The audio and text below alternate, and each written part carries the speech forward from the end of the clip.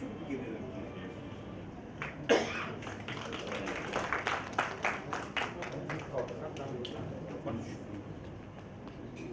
you, Honorable Chair and the Speaker.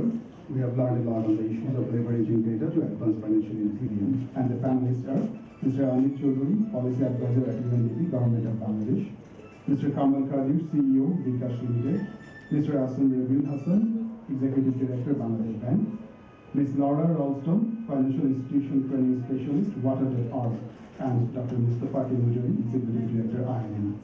Now, may I request our Honorable Chair, Dr. Tawfiq Ahmed Choudhury, to kindly conduct and grade the session. Thank you. University of Ulster, United Kingdom, and the speaker for this session is Mr. Rajiv Kumar Gupta, Chief Program Manager, ASIN and CERT. Thank you. Just I am really working in Water.org Bangladesh office. আমি বাংলায় বলি, আমার question হচ্ছে mister কাদের স্যারের কাছে। আমরা এখন দেখতেছি অনেকগুলো ডিজিটাল প্ল্যাটফর্ম, মানে ট্রানজ্যাকশনের জন্য বিকাশ, নগদ, কিউ ক্যাশ, এম ক্যাশ। এখন একজন কনজিউমার হিসাবে, ইউজার হিসাবে আমাকে এতগুলো অ্যাকাউন্ট মেনটেন করা, পাসওয়ার্ড সহ, এটা আমার জন্য খুব ডিফিকাল্ট। সো আপনারা এখানে রেগুলেটরি অথরিটিও আছে। যদি এমন হতো যে আমার একটা বিকাশ অ্যাকাউন্ট আছে, সেটা দিয়ে আমি নগদেও ট্রান্সফার করতে পারবো, কিউ ক্যাশেও করতে পারবো, কিংবা যে কোনো ডিজিটাল প্ল্যাটফর্মে আমি ট্রানজ্যাকশন করতে পারবো, তাহলে অ্যাজ এ কনজিউমার আমার জন্য এটা খুব ভালো হয়। আর আমার দ্বিতীয় আরেকটা কোশ্চেন স্পেসিফিকলি বিকাশের কাছে। যখন একজন কেউ বিকাশ অ্যাপ ইউজ করে কোনো ট্রানজ্যাকশন করে, অনেকগুলো ফ্যাসিলিটিস পাওয়া যায়, কিন্তু আদারওয়াইজ যখন বিকাশ অ্যাপস ইউজ না করে, যখন এমনিতে *247# প্রেস করে যখন আমি কোনো ট্রানজ্যাকশন করতে যাই, ওখানেও একটা চার্জ অ্যাপ্লাই হয়। সেক্ষেত্রে দুইবার চার্জ হচ্ছে, একবার হচ্ছে ট্রানজ্যাকশনের জন্য চার্জ, আবার হচ্ছে এটার জন্য চার্জ। তো অ্যাজ এ কনজিউমার এটা আমাদের জন্য অনেকটা ব্যাড এবং জরিমানা একসাথেই হলো। তো আমি সেই বিষয়টা একটু কনসিডারেশনে নেক্সট রাখার জন্য বলছি। Thank you all. Data we need to collect is post-lunch, what is the percentage drop in participants? So data becomes quite important. But thank you for being here. And I just want to touch on a subject that's the present, the future, and it's not going to go out. It was also the past. Only the nature of it has changed from a physical collection to a digital data collection. So why are we talking about data? There's tons and tons of data. We do collect data. But the kind of data we collect, normally it's kind of periodic, 3 years, 4 years, census of 10 years. So you really need to know about mortality, you really need to know about life expectancy, income profiles. These are data that's not collected dynamically. It takes time.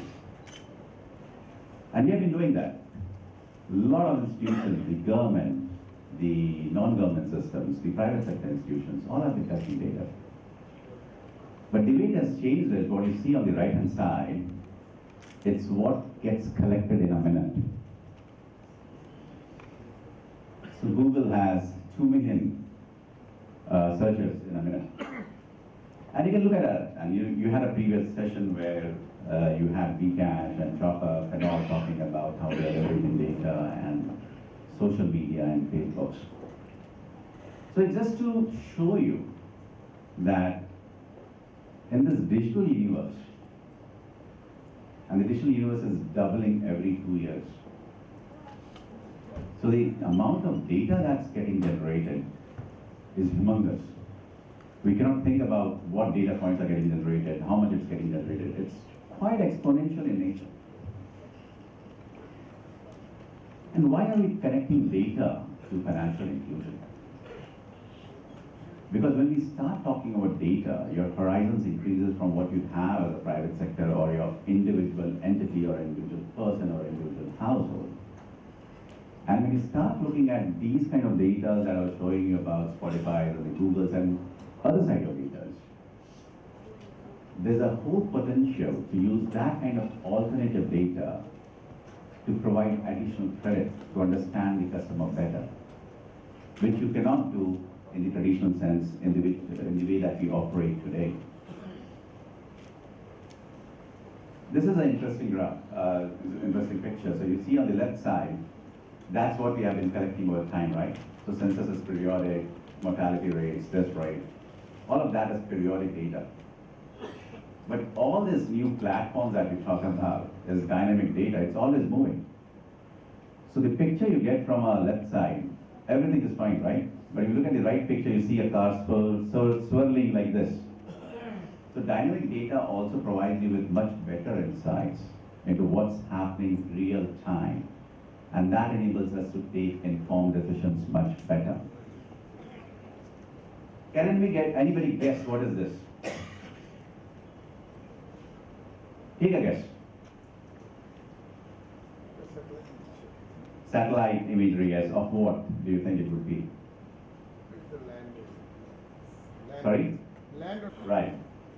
So this is the amount of people using Twitter at one point of time in Jakarta in Indonesia.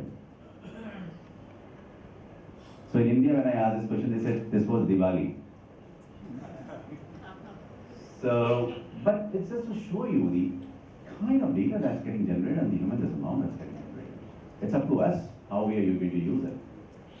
I believe all of you know about the negative sides of data and data use, the Facebooks and the Cambridge Analyticas and all that happened, and the data cybersecurity issues that needs to be there. But there's a lot of data for good that we need to talk about, and that is what this session is all about.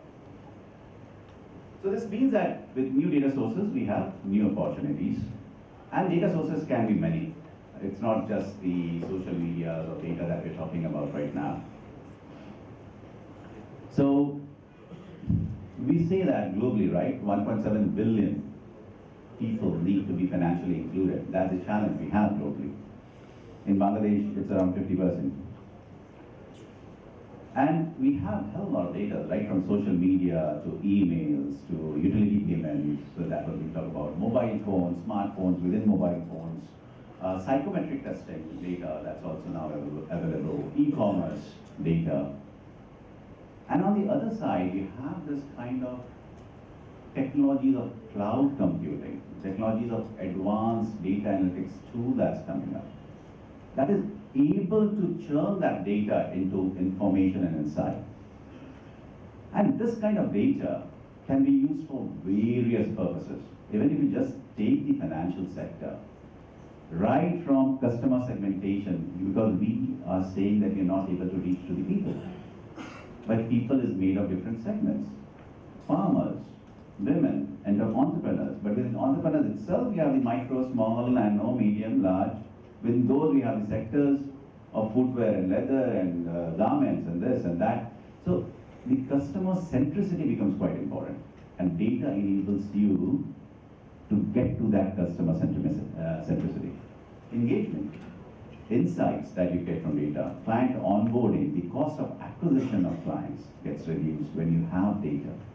Automation, a lot of things can be automated if you have data, when you know that this is the kind of data that you receive, which can be made into a program and automated itself. Product design, a lot of work that's being talked about. The previous session was talking about what further we can do, and that's where data informs about what the behavioral nature of a customer is.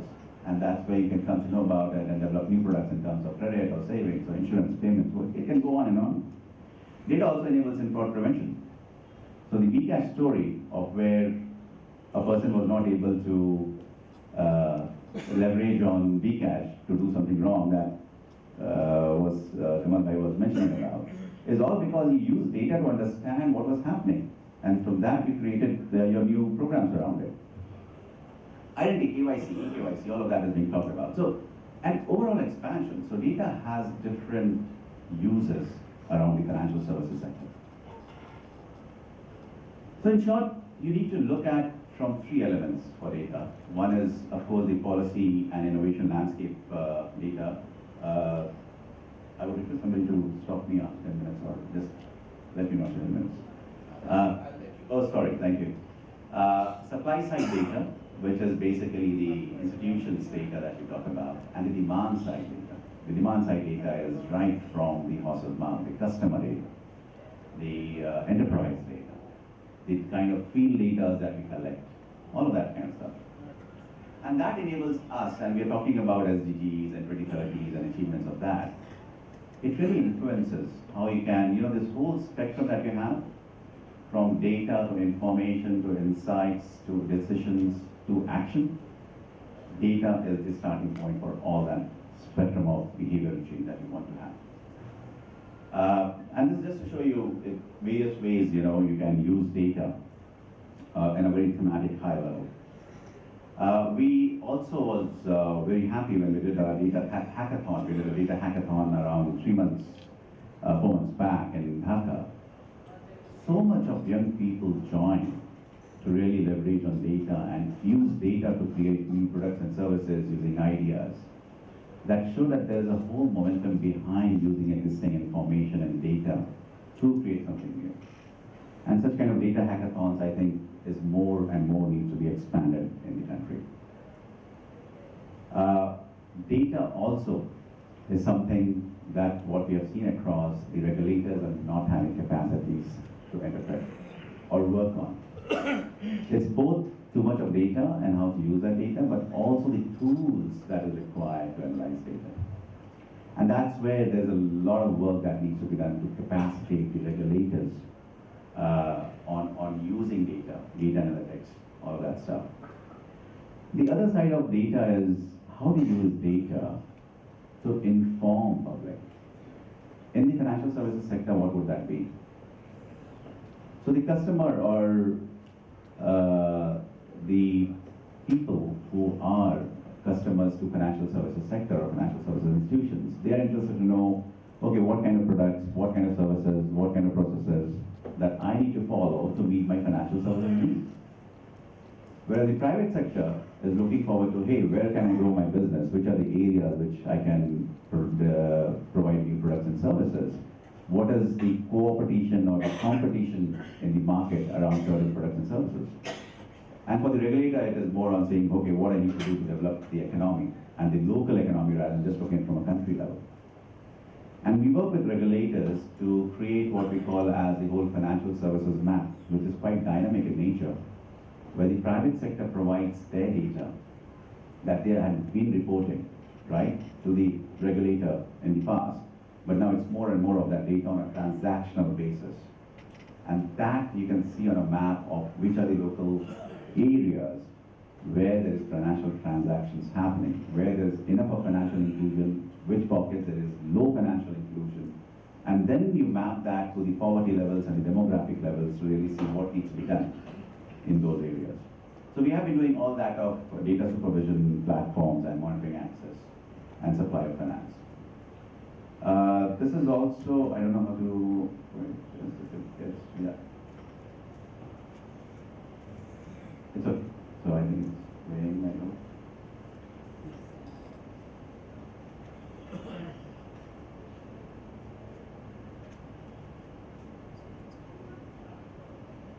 Okay, sorry, it's not playing. So basically, it's one way of visualizing. This is a time series data. One is basically a static data, but when you put it on time series of the past 5 years or 10 years of what has happened across the country, right from your district level to the parishad's level, the regulators, the stakeholders, private sector, everybody comes to know how the growth has been. Which segment is growing? Is it women or youth or adult or farmer? And when we saw that, so if you play this video, what I want to show was this was kind of 50% of the Cambodian market. And once you play this, you really come to know how over the 5 years the customers have behaved and how the notions change. What private sector used to think about that these are my lead customers, later on they saw that it was youth and women that were the most favored customers. They were sticking with the private sector, this financial institution for a long time. But the services they had was not catering to those youth and women. It was more of looking at the adults, the men, and all that stuff. So if you look at from that perspective, you create a whole business case. And that's what comes from a time series and other kind of data that you use. And we were able to say that, right from 52 to $172 million could be added in the deposits by the financial institution. So you can quantify using data what your future markets are, what the future business sizes are. And then the private sector will become more interested into it because they see a bottom line to that. And then we talk about financial inclusion, but what is financial inclusion for? Obviously, financial inclusion for what? It is for providing them with basic services, right? To see that they move out of the subsistence level of occupations and livelihoods. And one of that ways is to look at, do they have energy services?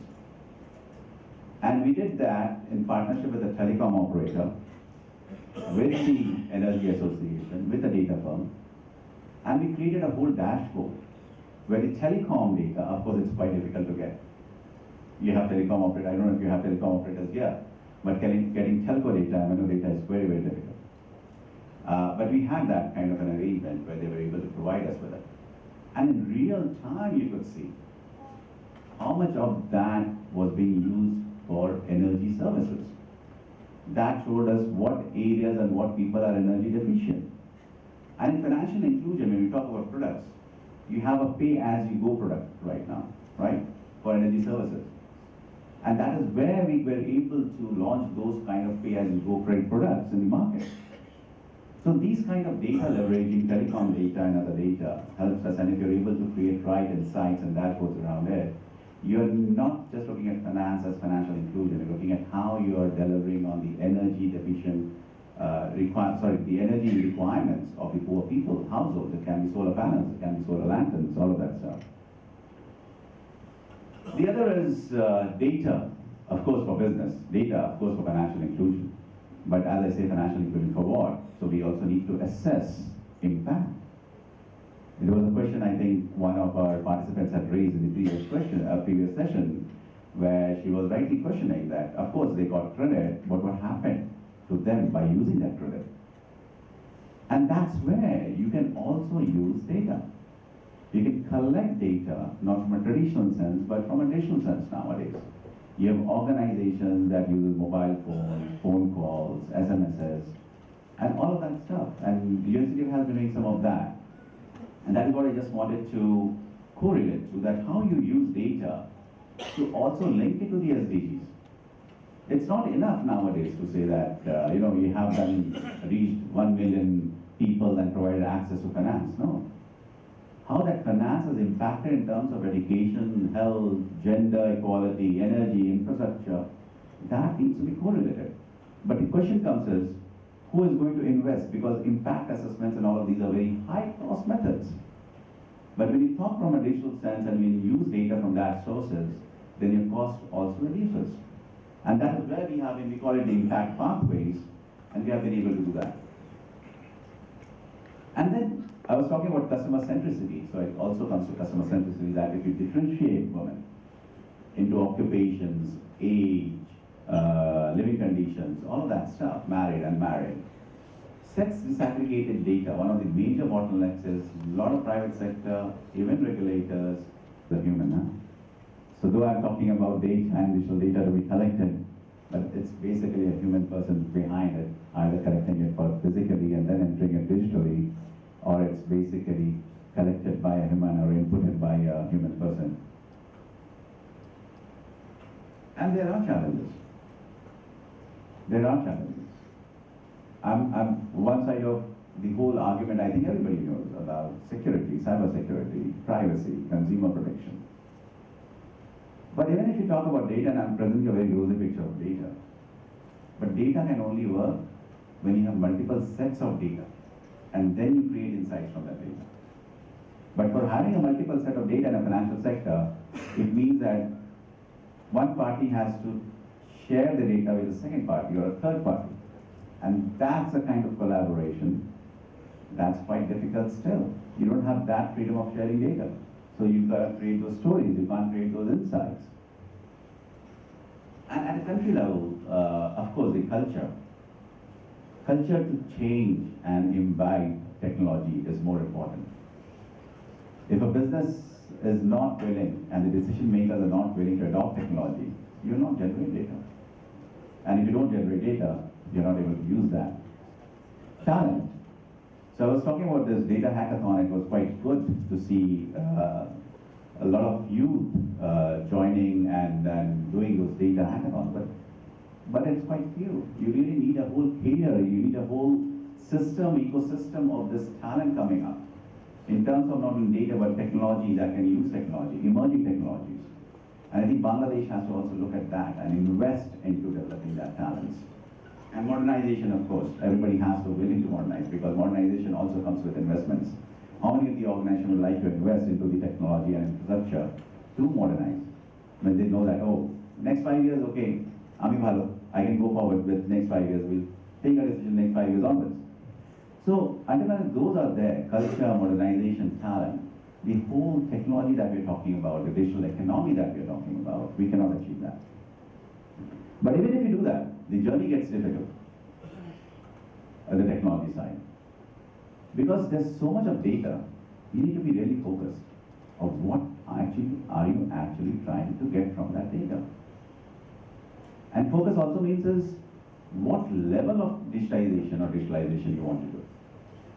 And you must have heard about the microfinance. I believe in this past 2 days, microfinance has been discussed and technology would have been discussed. And the microfinance sector must be facing a challenge between, okay, where can I use technology? Doesn't mobile phone work here? At the cost of the social cohesion and the social pressure mechanisms getting diluted. So you have to look at what level an institution, from a finance bank perspective, from a microfinance perspective, from an NGMFI perspective, till what level you need to use digital. Patience and investments and technologies are emerging. So if you have an autocratic leader who says that I have decided this and this is the way to go, that is not how the technology moves. So there would be variations, there would be challenges, troubleshooting that would be involved while implementation. Privacy and rights, I've already told you, that has to be inbuilt in the journey. That has to be inbuilt into the journey, or nothing works. And a lack of data profiling. So there's always an argument, right? So technology, data, everything is good. But when you're talking about the bottom of the pyramid, the poorest of the poor, yes, they may at last 2 years down the line have a feature phone. But are they really wanting to join this whole technological journey? No. Are they really wanting to move from cash to technology? I don't think so. Cash is still a king. It's a whole perception of behavioral change that is required. And for certain segments, it may not be possible to have that. So you cannot say that every 100% of the population can go digital and use digital and have that data generated. But for those particular populations, who needs kind of a consistent effort and behavioral change to happen. And it's not that it happened in 2 days. It will happen in 1 year, 2 years, maybe 3 years. But that means for those 3 years, you don't have data. Right? Because they're not using digital. So until once they're using digital, they're not creating those data that you can leverage on. You'll go for the traditional methods of data, of doing surveys, having a questionnaire done, writing it down, bringing it down to a computer, entering it, doing an Excel file, tableau, whatever it may be. So what it means to say is that there would always be a lack of data profiling for particular segments. And we have to acknowledge that. Because segments are quite different from countries to countries. And coming to the regulation gaps, of course, regulation gaps are there. And any country needs to look at those gaps. I'm not going much detail into it, but one thing is every country would look at localization aspects, privacy aspects, cybersecurity aspects, confining the use of how much would you like to use the Facebook data, how much would you like to use the Google data in your algorithm to decide on a credit score.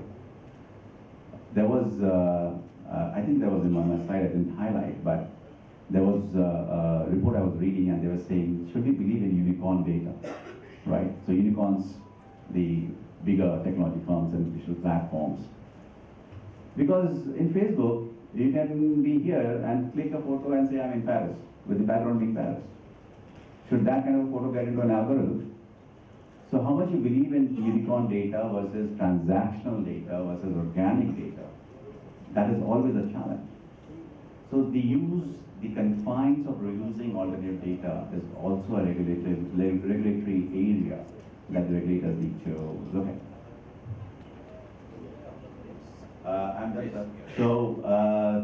Thanks a lot. You see two things on my slide in the thank you thing. It's just to say that that's the future. You cannot move away from it. Artificial intelligence and blockchain. And that's here, that's going to expand. But it's going to make things easier, but also very standardized, which means that the organic human nature that we have, that would get lost a bit. But from a data perspective, since this is a data session, I'm very happy that AI and blockchains are coming in. That's more and more of data for my insights and understanding. Thanks a lot for hearing me. Thank you. Thank you, sir.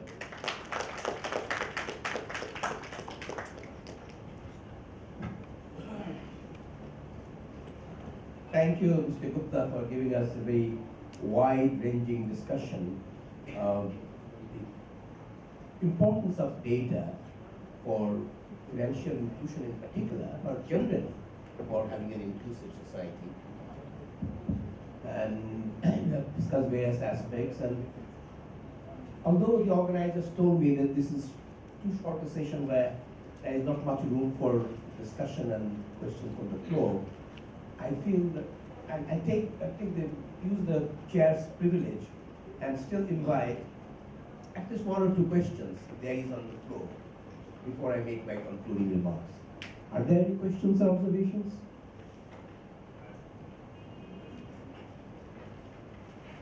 Anyone? Yeah.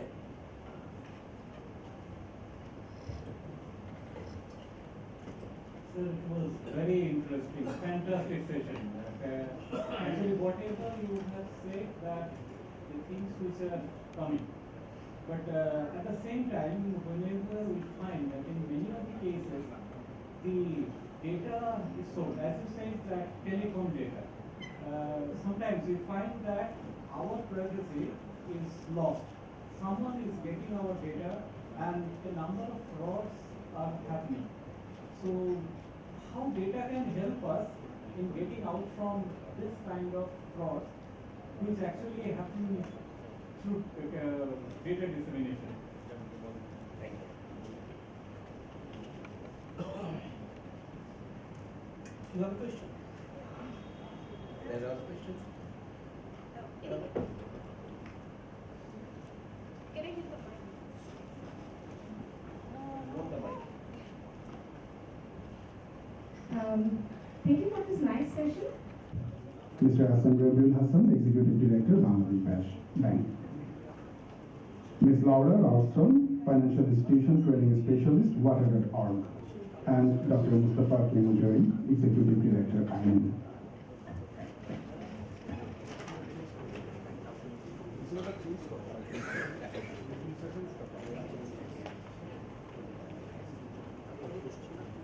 We would like to thank our conference partners for extending their cooperation in the first FIMB International Conference on Inclusion Fair 2019.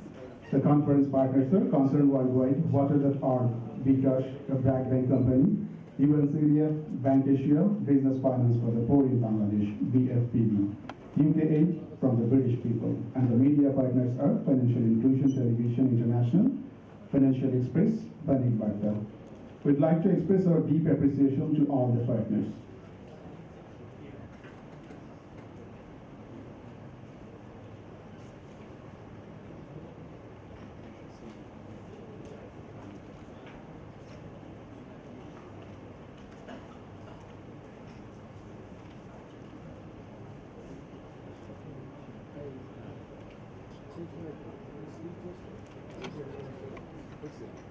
Distinguished chair and panelists, I am Shata Sardutul from PMSA.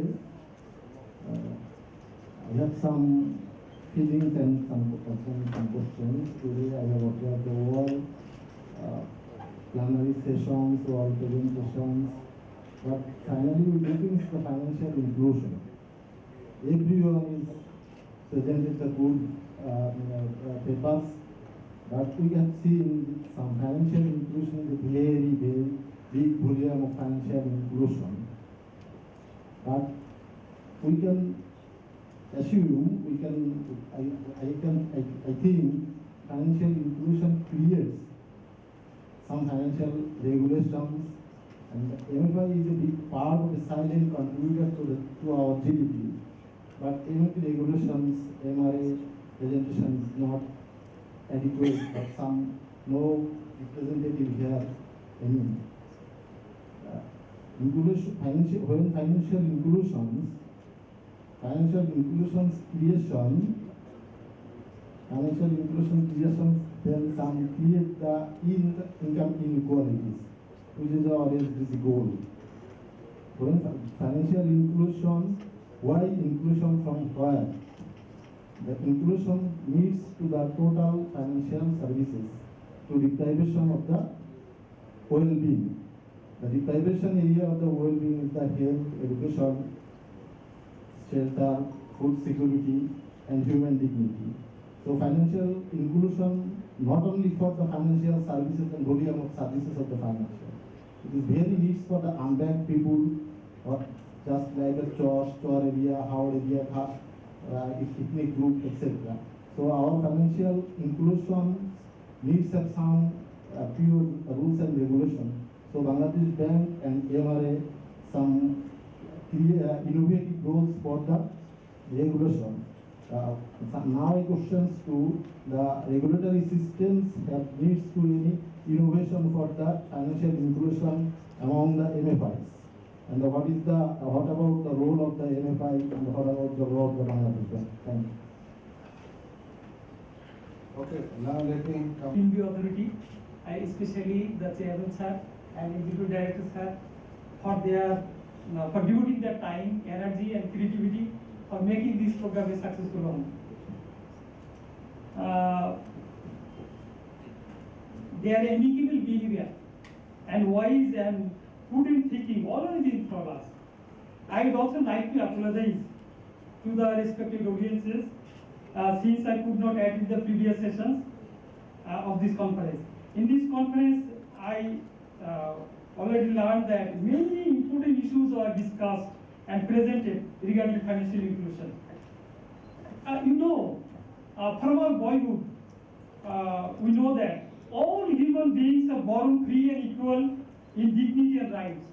As a central banker, I must say that the ultimate function of the banking sector in any country is to serve the real sector and also the meeting the people's legitimate needs for banking services.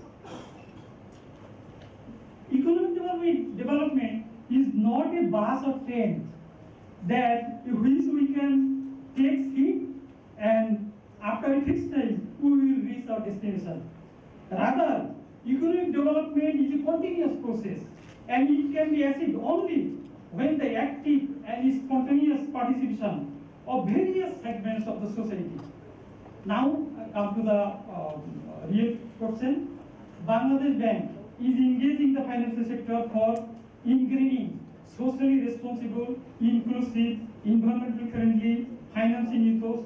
Over the last couple of years, we have taken so many things, and banks have expanded tremendously in terms of branches, employees, KDs, deposits, etc., etc. In addition, various initiatives we also have taken to digitalize and modernize the banking sector. You know, the financial inclusion is generally measured by across three dimensions. Number one, access to financial services. Number two, use of financial services. Number three, the quality of financial products and services. To address the longer term sustainability and inclusivity, we are focusing on those three dimensions. At present, we are passing the second generation or second phase of financial inclusion.